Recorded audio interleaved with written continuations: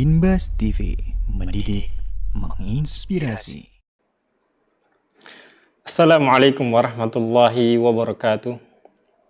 Alhamdulillahi rabbil alamin wa bihi nasta'inu ala umurid dunya waddin. Wa usalli wa usallimu ala habibina Muhammadin as-sadiqil amin wa ala alihi wa ashabihi ajma'in wa ba'du. Segala puji hanya milik Allah Subhanahu wa taala yang telah memberikan nikmatnya kepada kita sehingga kita pada kesempatan ini bisa kembali belajar menuntut ilmu, menambah keimanan tentunya melalui majelis ini. Dan insya Allah pada pertemuan kali ini kita akan membahas mengenai keunggulan Al-Quran. Di mana ini adalah lanjutan dari materi sebelumnya tentang apa yang sudah kita bahas sebelumnya mengenai sumpah, apa saja rukun-rukun sumpah, kemudian apa bedanya sumpah Allah Subhanahu wa taala dengan makhluknya. Kita sudah bahas pada pertemuan sebelumnya dan sekarang kita lanjutkan mengenai al-i'jazu fil Qur'anil Karim, yaitu keunggulan Al-Qur'an dibanding kitab-kitab yang lainnya. Di mana tentunya ini adalah pembahasan usul tafsir dan ulumul Quran dalam buku Tajud Juman karangan Syekh Dr.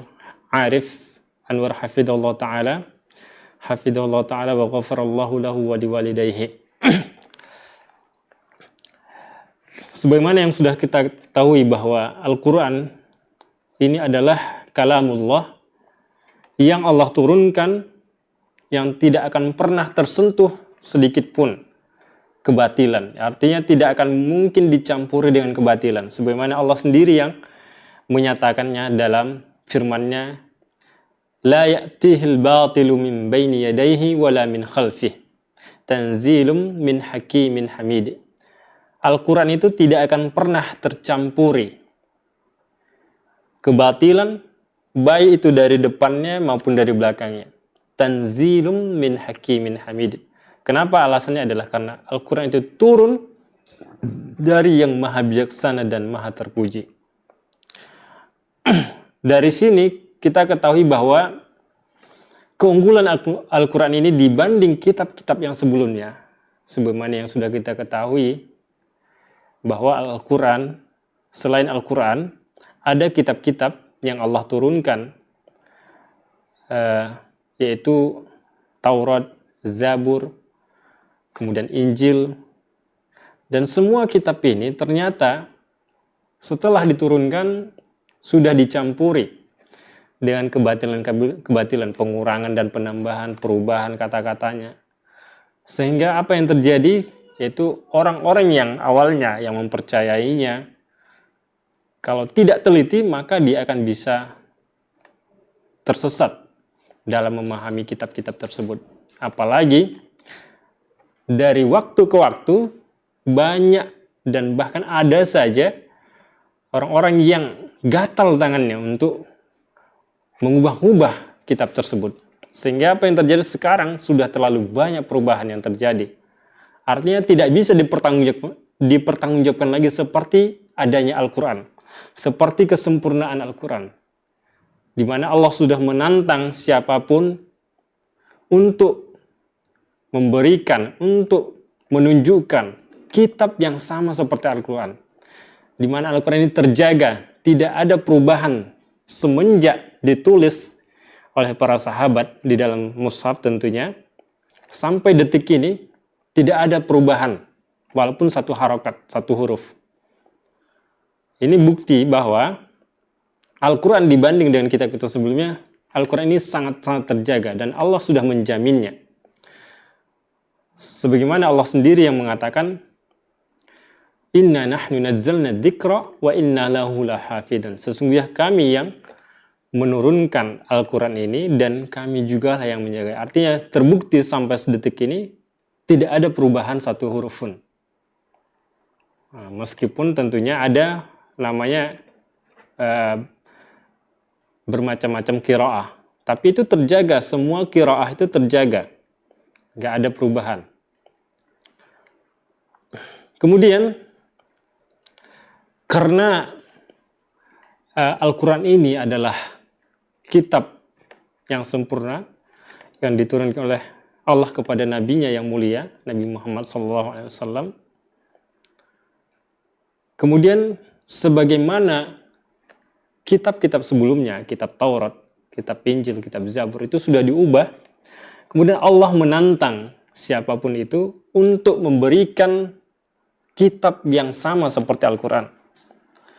Sebagaimana Allah mengatakan dalam Al-Quran, Qul la in ijtama'atil insu wal jinnu ala an ya'tu bimithli hadzal Qur'an la ya'tuna bimithlihi walau kana ba'duhum li ba'din dhahira. Katakanlah, wahai Muhammad, seandainya jin dan manusia, manusia dan jin kerjasama untuk menunjukkan, memberikan, atau membuat satu buku seperti Al-Quran ini, la ya'tuna bimithlihi. Mereka tidak akan mampu membuat buku tersebut. Walau kana ba'duhum li ba'din dhahira. Meskipun mereka itu saling tolong-menolong, saling membantu, saling kerjasama, mengerahkan seluruh tenaga mereka, nggak akan mampu. Dan terbukti sampai detik ini tidak ada satu kitab pun yang bisa menandingi Al-Quran, yang terjaga huruf-hurufnya, yang terjaga bacaannya, yang terjaga harokatnya bahkan. Kemudian setelah Allah menantang orang-orang yang mencoba untuk mengubah Al-Quran, kemudian ketika sudah Allah tantang, gak mampu untuk membuat satu buku seperti Al-Quran, maka Allah turunkan tantangannya. Kemudian Allah tantang untuk mendatangkan atau memberikan 10 surat seperti surat Al-Quran. Allah mengatakan, am yaquluna iftarah. Apakah mereka itu mengatakan Al-Quran ini adalah dibuat-buat? Qul fa'tu bi'ashri suwarin mithlih. Nah, jadi cuma 10. Kalau mereka menuduh bahwa Al-Quran ini dibuat-buat, ya cobalah berikan, cobalah datangkan 10 surat saja. Muftarayatin wad'u man istata'tum min dunillahi in kuntum shadiqin. Jadi fa'tu bi'ashri suwarin mithlih muftarayat. Tunjukkan, berikan 10 surat saja yang seperti Al-Quran yang kalian buat. Wad'u man istata'tum min dunillah. Kemudian beribadalah, berdoalah kepada selain Allah jika kalian mampu. Kalau kalian benar-benar orang yang benar, orang yang jujur. Nah, ternyata sampai detik ini nggak ada juga orang yang bisa, orang yang mampu membuat seperti sebanyak 10 surah Al-Quran. Nah, tadi sebelumnya di awal Allah sudah menantang untuk memberikan satu kitab atau membuat satu kitab seperti Al-Quran. Ternyata nggak ada yang mampu. Kemudian Allah turunkan tantangannya menjadi hanya 10 surat saja. Ternyata nggak ada mampu lagi. Buktinya nggak ada sampai detik ini. Kemudian Allah turunkan lagi tantangannya menjadi satu surat. Di mana Allah mengatakan, am yaquluna iftarah. Apakah mereka mengatakan bahwa Al-Quran ini dibuat-buat? Qul fa'tu bisuratin mithlih. Nah, kalau mereka mengatakan itu, cobalah berikan satu surat saja seperti Al-Quran. Wad'u man istata'tum min dunillahi in kuntum shadiqin. Kemudian cobalah kalau kalian mampu berikan, datangkan, sebutkan satu surat saja seperti Al-Quran dan berdoalah kalian jika mampu kepada selain Allah, jika kalian merasa benar. Jadi setelah kita jelaskan tadi bahwa Allah Subhanahu wa Ta'ala itu memberikan tantangan kepada siapapun untuk membuat satu kitab seperti Al-Quran, ternyata nggak ada yang mampu. Kemudian Allah berikan tantangan yang lebih ringan, hanya 10 surat seperti Al-Quran, ternyata juga nggak ada yang mampu. Kemudian Allah turunkan lagi, Allah tantang siapapun itu untuk membuat satu surah seperti surah Al-Quran, ternyata nggak ada yang mampu. Jadi cukuplah ini sebagai bukti bahwa keunggulan Al-Quran dibanding kitab apapun itu. Dan ini akan selalu abadi, tantangan ini, keunggulan ini, kemuliaan ini sampai terjadi hari kiamat. Nah, artinya Al-Quran ini bukan sembarangan kitab gitu, bukan sembarangan buku. Nah, karena Allah yang menjaminnya. Buktinya sudah 1400 tahun lebih, nggak ada satupun yang berani, yang mencoba menandingi. Ada misalnya kitab entah apa namanya, mirip dengan Al-Quran. Nggak ada. Jadi ini membuktikan bahwa perkataan Allah, firman Allah Subhanahu wa taala ketika Allah mengatakan inna nahnu nazzalna dzikra wa inna lahu lahafidun. Sesungguhnya kami yang menurunkan Al-Quran dan kami juga yang menjaganya. Ini sudah terbukti adanya. Jadi bukan sembarangan. Kemudian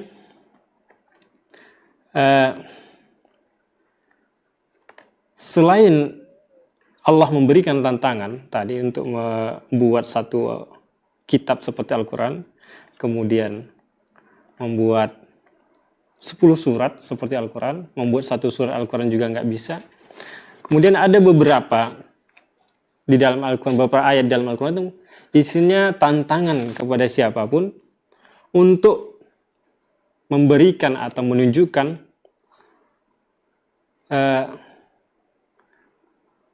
falyatu bihadisin, satu hadis saja, ya, di mana bentuk tantangan ini juga lebih ringan sebenarnya daripada tantangan sebelumnya, di mana Allah Subhanahu wa taala mengatakan falyatu bihaditsin mislih in kanu shadiqin.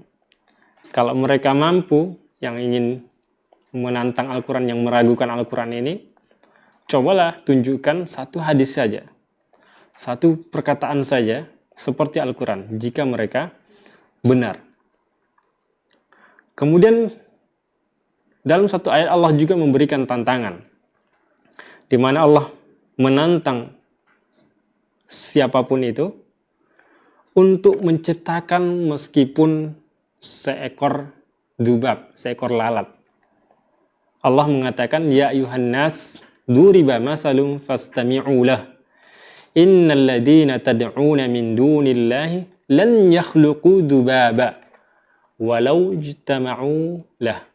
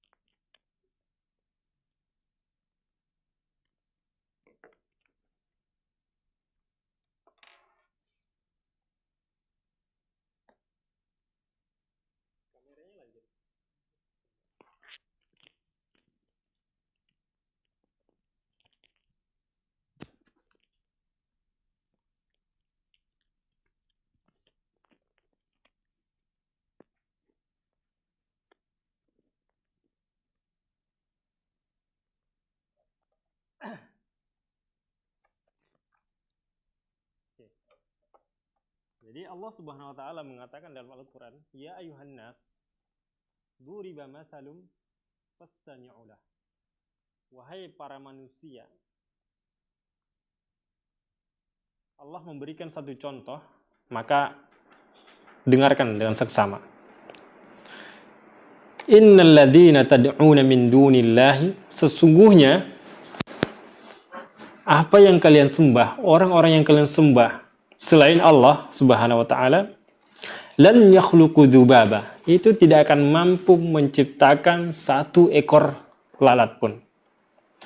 Walau ijtama'u lah, meskipun patung-patung sesembahan itu semuanya saling tolong menolong, semuanya saling kerjasama untuk menciptakan satu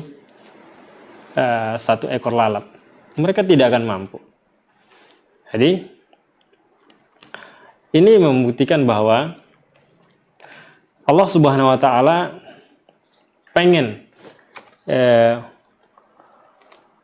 merendahkan siapapun yang beribadah kepada selain Allah. Dan ternyata apa yang mereka sembah itu, apa yang mereka minta tolong kepadanya, itu nggak bisa apa-apa. Nah, meskipun cuma menciptakan seekor lalat. Kemudian Allah juga menantang untuk memberikan ruh, menciptakan ruh. Qulir ruhu min amri rabbi wa ma utitum minal ilmi illa qalila. Katakanlah wahai Muhammad, ruh itu adalah urusan Tuhanku. Wa ma utitum minal ilmi illa qalila. Tidaklah kalian diberikan ilmu itu kecuali hanya sedikit saja. Nah, dari beberapa ayat yang sudah kita jelaskan tadi bahwa banyak sekali terdapat tantangan-tantangan dari Allah Subhanahu wa taala. Dan sampai 14 tahun gak ada yang mampu menaklukkan atau memenuhi tantangan ini. Tidak ada yang berani seorang pun dari kalangan jin maupun manusia untuk menerima tantangan ini.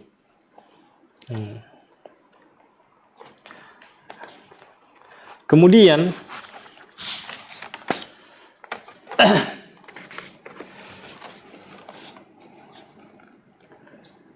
untuk perlu diketahui bahwa apa yang sudah kita sebutkan tadi mengenai tantangan-tantangan yang Allah cantumkan dalam Al-Quran, itu ada beberapa isyarat yang seperti misalnya tantangan memberikan satu kitab seperti Al-Quran, memberikan 10 surat seperti Al-Quran, memberikan satu surat seperti Al-Quran, kemudian menciptakan lalat.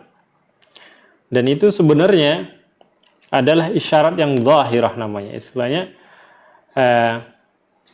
kalau misalnya mengenai lalat, apa hikmah dari penciptaan lalat gitu. Kalau itu sesuai dengan ilmu-ilmu dengan sekarang, misalnya ilmu teknologi, kenapa harus lalat gitu? Apa sih keunggulan lalat? Kenapa harus diberikan tantangan menciptakan lalat? Nah, kalau misalnya sesuai dengan ilmu sains sekarang, ya alhamdulillah. Tapi kalau nggak sesuai, jangan dipaksakan gitu. Jangan dipaksakan. Artinya apa? Ilmu-ilmu sains sekarang yang ada itu bisa saja keliru. Tapi Al-Quran tidak akan pernah keliru sama sekali.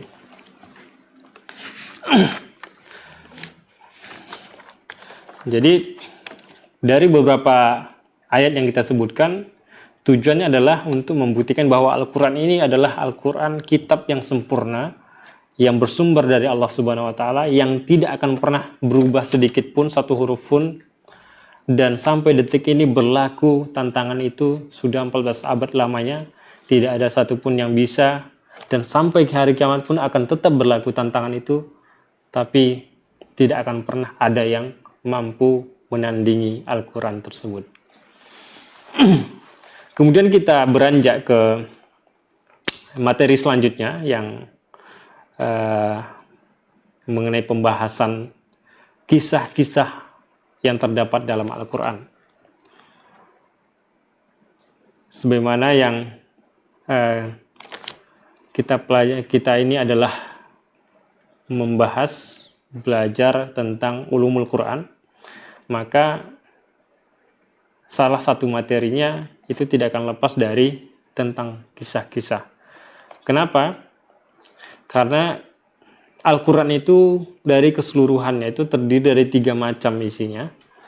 Ada yang berkaitan dengan akidah, tauhid, penyampaian tauhid, seperti bagaimana isi surah Al-Kafirun, kemudian isi surah Al-Ikhlas. Itu semuanya adalah pembahasan mengenai tauhid. Kemudian ada masalah ibadah, misalnya wa aqimus shalah wa atuz zakah walillahil hajju 'alan nasi man istata'a ilaihi sabila. Nah, itu adalah ayat-ayat yang berkaitan dengan ibadah.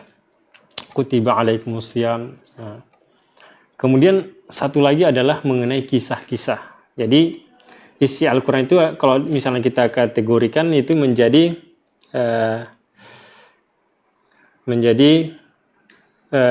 tiga bagian gitu. Sepertiga mengenai akidah, sepertiganya lagi mengenai ibadah, kemudian sepertiganya lagi mengenai kisah-kisah.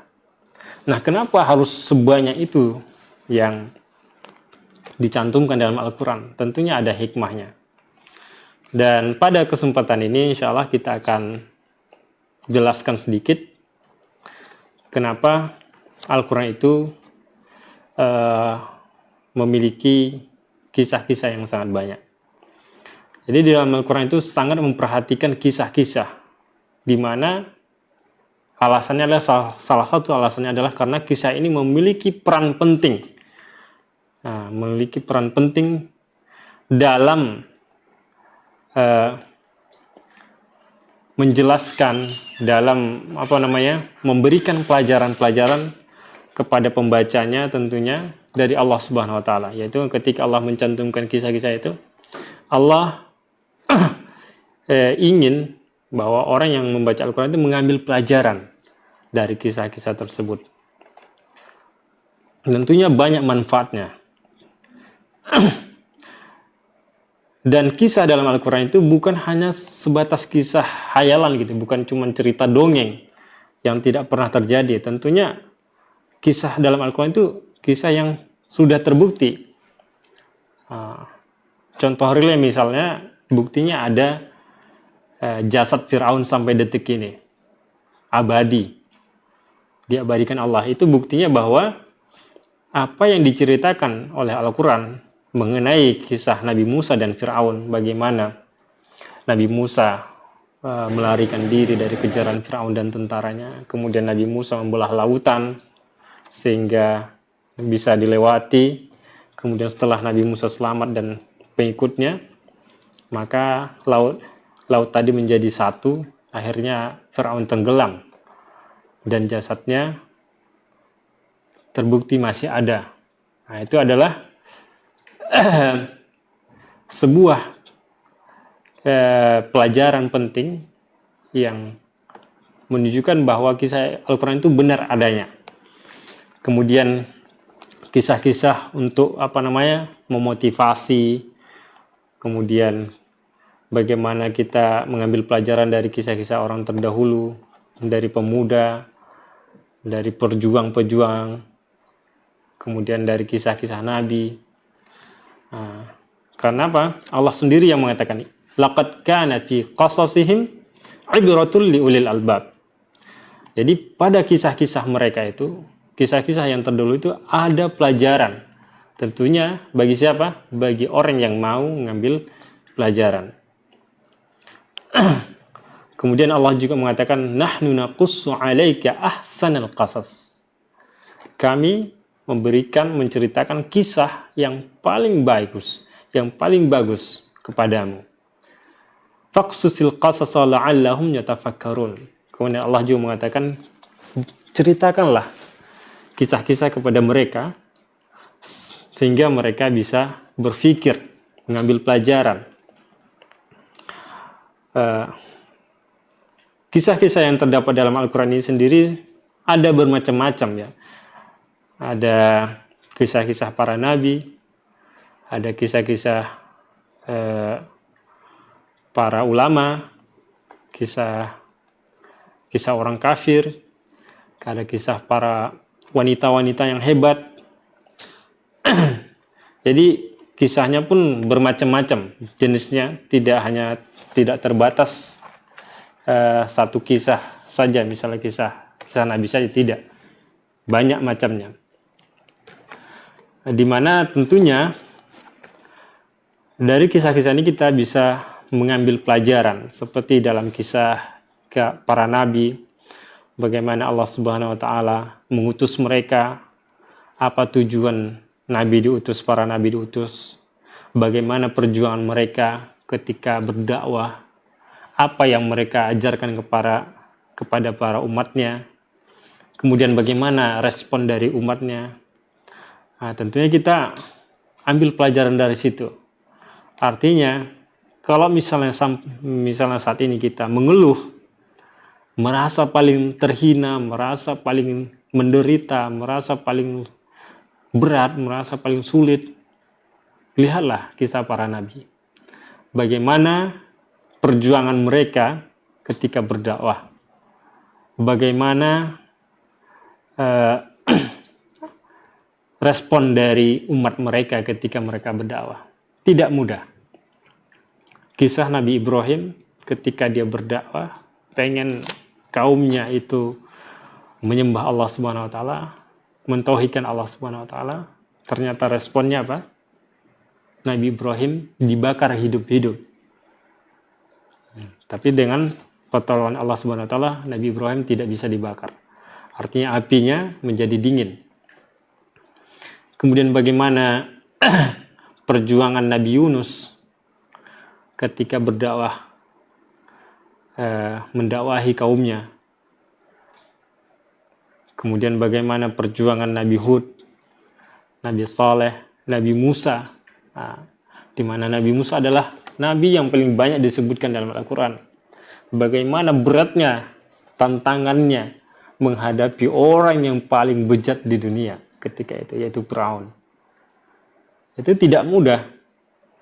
Setelah selamat dari Firaun, kemudian ternyata kaumnya sendiri yang malah buat masalah gitu. Berat perjuangannya. Artinya apa? Kalau kita menghadapi kehidupan ini merasa paling berat, ya lihatlah para nabi. Lihatlah para rasul. Tentunya cobaan yang terberat adalah cobaan Nabi Muhammad SAW.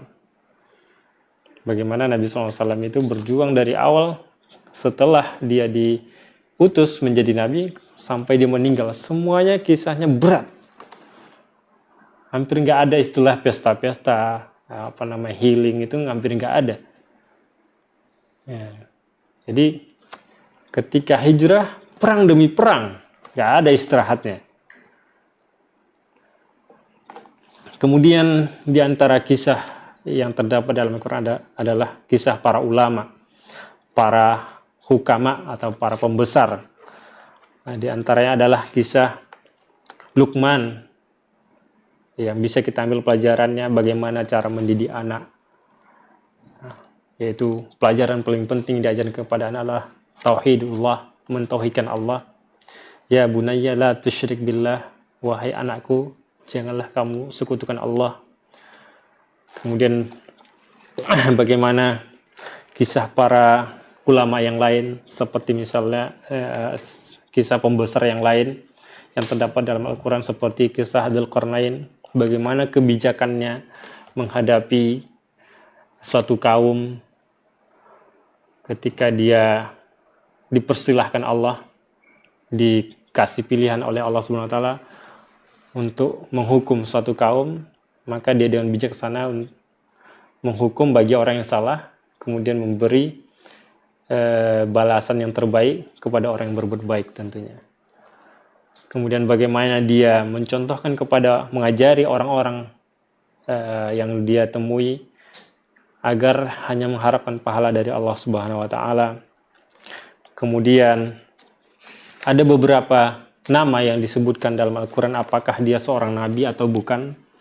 Seperti misalnya Khidir. Bagaimana Khidir mengajari Nabi Musa, ada kisahnya lengkap. Tentunya ada sepotong kisah. Tapi memang terjadi perbedaan pendapat di kalangan para ulama, apakah Khidir nabi atau bukan. Tapi yang paling penting adalah kita mengambil pelajaran dari perjalanan kisah yang tercantum dalam Al-Quran tentang Khidir dengan Nabi Musa. Kemudian Uzair, apakah dia adalah seorang nabi atau bukan.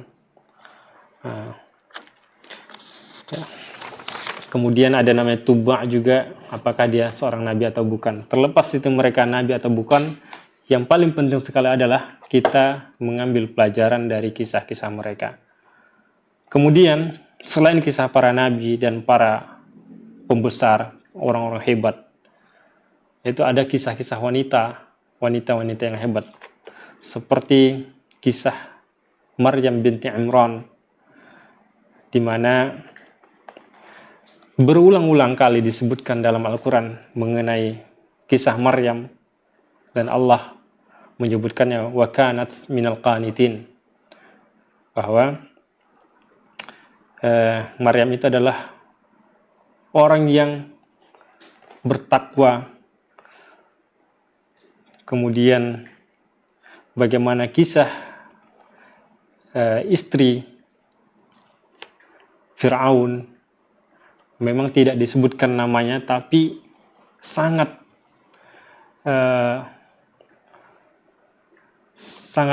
menjadi inspirasi bagi kita semua, di mana dia tetap memilih beriman daripada tunduk kepada Fir'aun.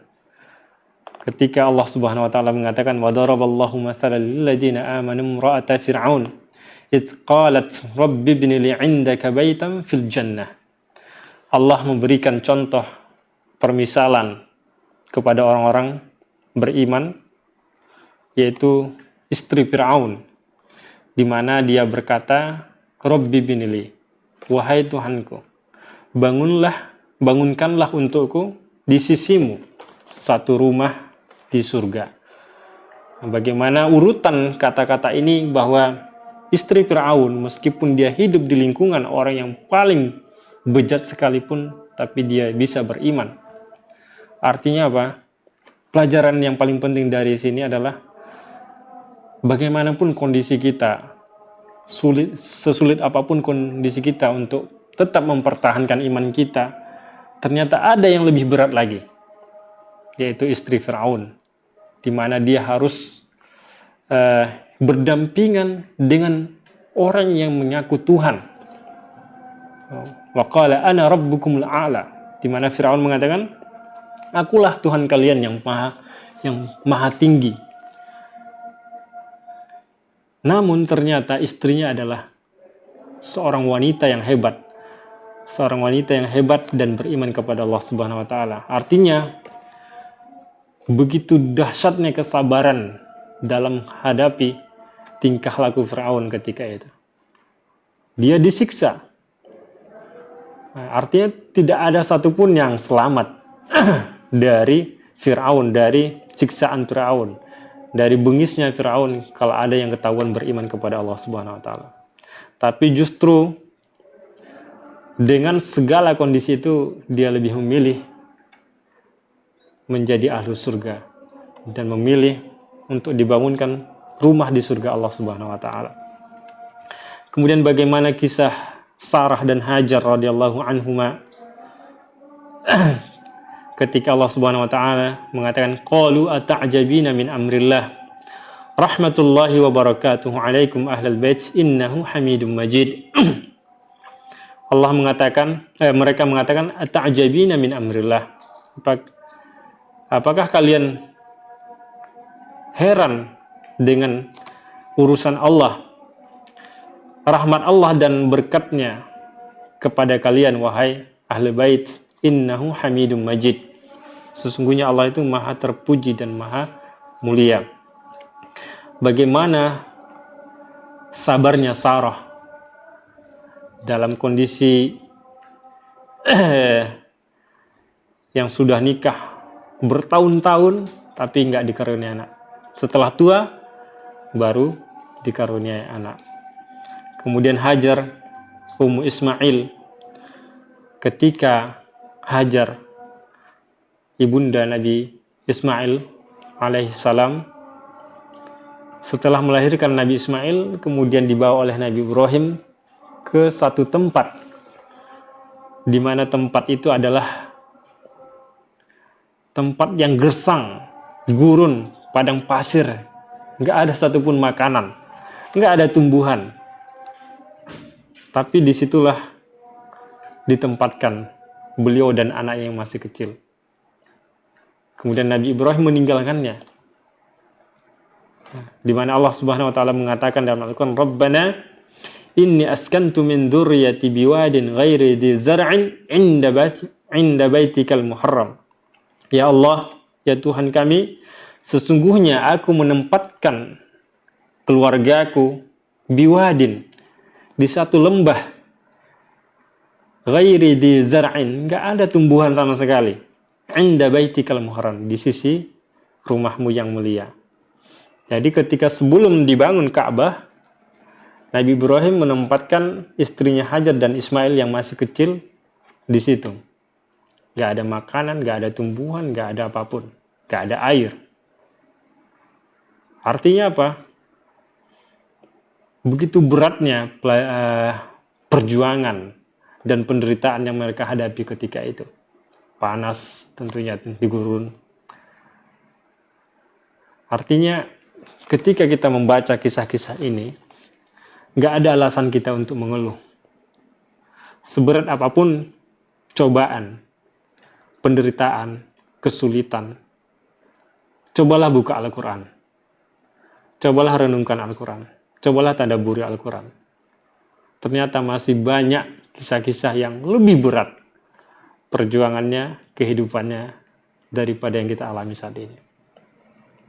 Tentunya itu adalah beberapa kisah orang-orang soleh yang bisa dijadikan pelajaran. Tapi ada beberapa kisah justru agar dihindari. Seperti misalnya kisah istri Nabi Lut, istri Nabi Nuh, bagaimana mereka hidup di lingkungan orang yang paling soleh di saat itu. Orang yang paling bertakwa di saat itu. Nabiullah, Nabi Allah. Yang langsung menerima wahyu dari langit ketujuh. Melalui Jibril. Namun apa yang terjadi? Begitupun mereka satu rumah, siang malam berdampingan, saling ngobrol, punya anak, sudah nikah. Itu tidak akan menjamin bahwa dia akan tetap mendengarkan suaminya sebagai seorang nabi. Tidak menjamin dia akan beriman. Tidak menjamin dia akan menjadi orang soleh seperti suaminya Nabi Lut, suaminya Nabi Nuh. Nah, jadi istri-istri yang begini adalah contoh-contoh buruk untuk dihindari. Nah, artinya jangan sampai dicontoh gitu. Cukuplah mereka yang jadi bahan pelajaran untuk kita dalam mengarungi kehidupan ini, agar kita tidak terjerumus ke lubang yang sama gitu. Jadi mereka sudah ada contoh yang buruk ini, yang durhaka kepada suaminya, yang membangkang kepada suaminya, yang lebih memilih kekufuran. Nah, akhirnya apa? Nah, istri Nabi Nuh Allah tenggelamkan. Istri Nabi Lut Allah timpakan batu-batu. Sehingga mereka binasa. Artinya apa? Jangan sampai istri-istri yang sekarang itu binasa juga gitu. Nah, ini loh ada buktinya. Istri Nabi sekalipun itu tidak menjamin kalau dia itu taat kepada suaminya. Nah, jadi hati-hati gitu. Jangan sampai durhaka kepada suami. Kemudian bagaimana disebutkan dalam surah Al-Lahab, di mana istri Abu Lahab itu juga terlibat dalam menghasut, memfitnah Nabi SAW, dan disebutkan dalam Al-Quran. Artinya apa? Jangan sampai itu dicontoh, menamimah, memfitnah, menggunjing, dan seterusnya. Cukuplah dia diabadikan dalam Al-Quran dan sudah diabadikan dalam Al-Quran sebagai penghuni neraka. Inilah contoh buruk. Nah, kenapa dia bisa jadi penghuni neraka? Karena dia memfitnah, karena dia menggibah, karena dia namimah, mengadu domba, dan seterusnya.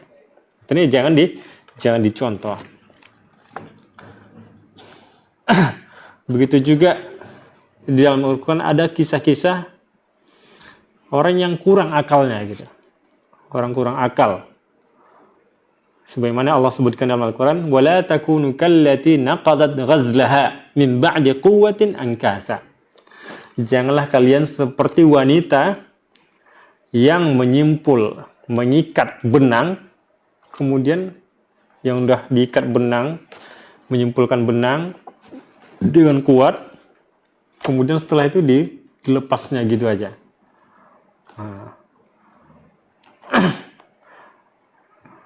Para ahli tafsir menyebutkan bahwa wanita di sini, permisalan wanita di sini adalah namanya Rithah bintu Amr bin Sa'ad.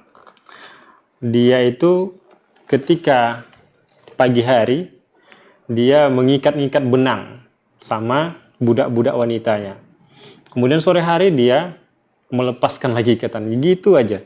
Artinya kerjanya sia-sia gitu. Jangan dicontoh orang-orang yang kayak gitu gitu. Artinya capek-capek sudah mengikat benang terus dilepas sia-sia gitu. Untuk apa gitu? Kan habis waktunya. Seperti itu. Habis tenaganya, nggak ada manfaatnya juga. Kemudian selain kisah para nabi, kisah para orang-orang hebat, orang-orang bijak, kemudian kisah wanita hebat, kisah wanita-wanita yang kufur juga ada, kisah wanita yang kurang akal juga ada.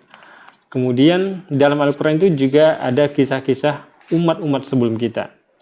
Dan diantaranya ada namanya bermacam-macam. Ada yang orang-orang baik, ya tentunya orang-orang baik ini untuk dijadikan contoh, untuk diambil pelajaran, seperti bagaimana perjuangan para pemuda Al-Kahfi, Ashabul Kahfi, sehingga Allah menyebutkan kisah mereka itu dalam satu surah dengan nama Ashabul Al-Kahfi,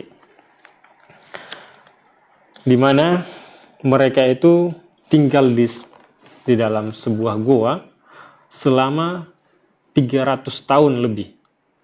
309 tahun lamanya. Kenapa mereka mau seperti itu? Itu tentunya demi menyelamatkan iman mereka. Agar mereka itu tidak ditangkap, tidak disuruh murtad. Karena mereka lebih memilih beriman daripada murtad. Bagaimana kisah Ashabul Ukhdud, seorang pemuda kecil yang pemberani, yang mulia, yang gagah, yang lebih mementingkan kebenaran disampaikan daripada memilih warisan, yang lebih memilih harta duniawi. Di mana dia siap mengorbankan nyawanya agar orang-orang di sekitar dia beriman. Ketika orang dikumpulkan, kemudian api dinyalakan di satu parit besar, kemudian dia siap untuk mati dipanah, namun katanya dengan agar orang menyaksikan dia setelah sebelumnya dia berkali-kali untuk dibunuh tapi nggak bisa-bisa, dibawa ke gunung dijatuhkan ternyata nggak bisa mati, dibawa ke laut dilepaskan ternyata nggak bisa mati. Kemudian dia sendiri yang ngajari bagaimana cara membunuhnya, yaitu dia dipanah tapi dengan syarat membaca bismillah, kemudian di hadapan semua orang. Nah setelah itu dia dipanah, kemudian disebutkan nama Allah bismillah, sehingga dia mati. Dan orang menyaksikan waktu itu yang tidak kenal sama sekali tauhid, akhirnya meyakini bahwa dengan mendengar lafaz Allah, mereka sehingga tidak takut lagi untuk dimasukkan ke dalam api. Ketika itu diancam, siapa yang beriman kepada Allah, maka dia dimasukkan ke dalam api yang menyala-nyala. Kalau dia tidak beriman, maka dia selamat. Tapi alhamdulillah ternyata ketika melihat perjuangan anak muda tadi, bagaimana dia rela mati, yang paling penting adalah orang bisa beriman kepada Allah, akhirnya banyak orang yang lebih memilih dibuang ke dalam api tadi dan beriman. Nah, seperti itu. Dan itu kisahnya tercantum di dalam surah Al-Buruj. Kemudian bagaimana kisah-kisah selain kisah orang soleh, ada juga kisah-kisah orang kafir dan fasik, di mana Allah binasakan mereka dengan bermacam ragam. Ada yang Allah kirim batu dari langit, ada yang Allah kirim suara yang menggelegar, ada yang Allah masukkan mereka ke dalam bumi, lenyapkan ke dalam bumi. Dan inilah adalah beberapa kisah.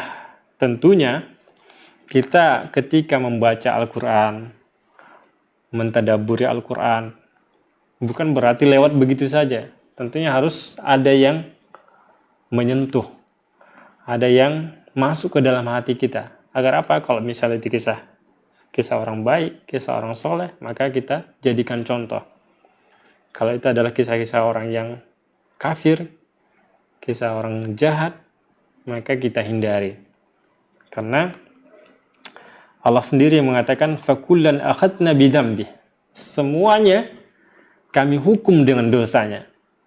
Faminhum man arsalna alaihi hasiba.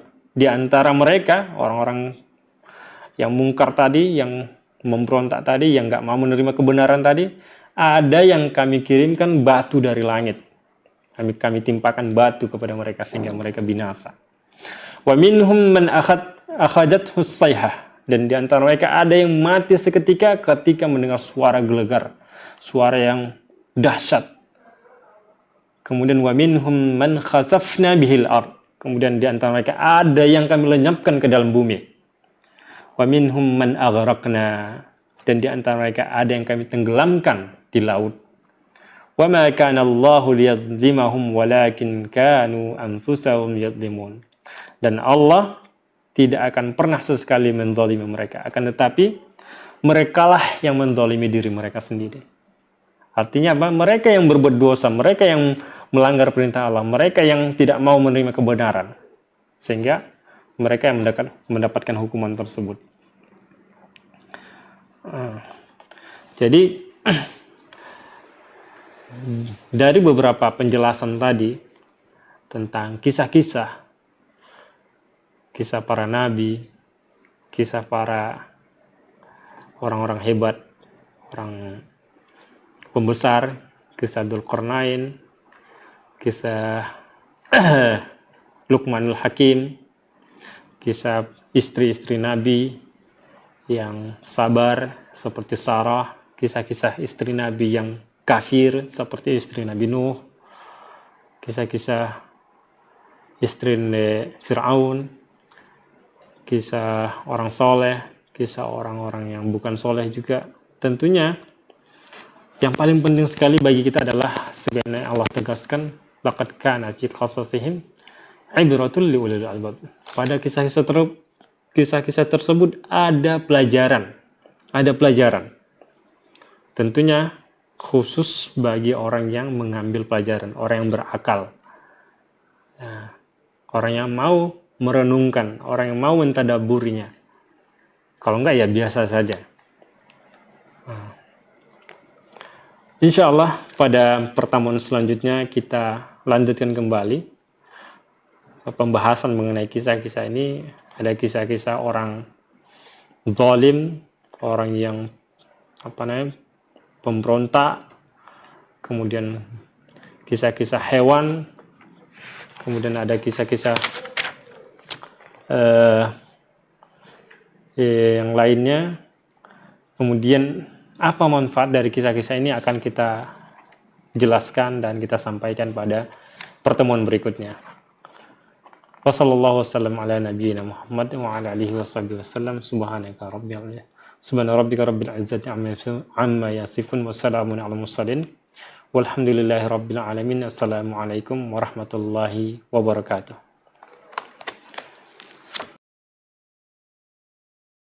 Sahabat dakwah Binbas TV, Anda baru saja menyaksikan siaran dari channel Pendidikan dan Dakwah. Dipancar luaskan langsung dari Pondok Pesantren Islamic Center Binbas Pusat, Yogyakarta. Semoga bermanfaat. Sahabat dakwah Binbas TV, Anda baru saja menyaksikan siaran dari channel Pendidikan dan Dakwah. Dipancar luaskan langsung dari Pondok Pesantren Islamic Center Binbas Pusat, Yogyakarta. Semoga bermanfaat.